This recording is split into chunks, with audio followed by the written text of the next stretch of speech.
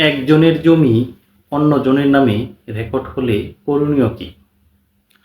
আপনার জমি ভুল করে অন্যজনের নামে রেকর্ড হয়ে গেছে, তাহলে কি জমি হাতছাড়া হয়ে গেল? না, আইন আপনাকে সুযোগ দিয়েছে নিজের অধিকার ফিরে পাওয়ার। আমি অ্যাডভোকেট হাদিকুল ইসলাম স্বপন, জজ কোর্ট, নেত্রকোনা। আজকের ভিডিওতে জানব একজনের জমি ভুল করে অন্যজনের নামে রেকর্ড হলে করণীয় কি সেই বিষয়ে।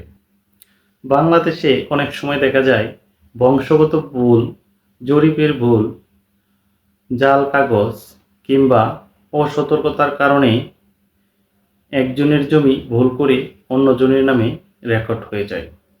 কিন্তু মনে রাখবেন, শুধু কারো নামে রেকর্ড হয়ে গেলেই সে জমির প্রকৃত মালিক হয়ে যায় না। রেকর্ড হলো একটি জমির মালিকানার প্রমাণ মাত্র, কিন্তু চূড়ান্ত প্রমাণ নয়। ভুল করে আপনার জমি অন্যের নামে রেকর্ড হয়ে গেলে প্রথমে আপনি যে কাজটি করবেন, আপনার জমির সমস্ত কাগজপত্র আগে সংগ্রহ করবেন। যেমন জমির দলিল, জমির খতিয়ান, জমির নামজারি, পর্চা, খাজনার রসিদ এবং দখলের প্রমাণ ইত্যাদি আগে সংগ্রহ করবেন। দ্বিতীয়ত, যদি নতুন জরিপে আপনার রেকর্ডে ভুল হয়ে থাকে, তাহলে সংশ্লিষ্ট ভূমি অফিসে নির্ধারিত সময়ের মধ্যে আপনাকে আপত্তি বা আপিল করতে হবে।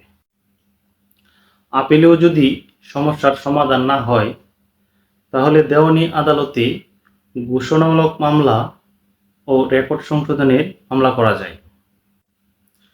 অনেকে এইভাবে রেকর্ড অন্যের নামে মানে জমি শেষ, কিন্তু এই ধারণা ভুল। আদালত দেখবে আসল মালিককে, জমি কার দখলে আছে, কার দলিল বৈধ এবং প্রকৃত অধিকার কার। আইনি সমস্যা নিয়ে কখনো দেরি করবেন না, কারণ দীর্ঘদিন চুপ থাকলে পরে আইনি জটিলতা বাড়তে পারে।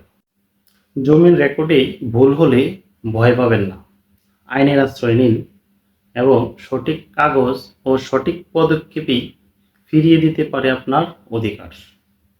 ভিডিওটি শেয়ার করুন, কারণ এই তথ্যগুলো অনেকেরই কাজে লাগতে পারে। ধন্যবাদ।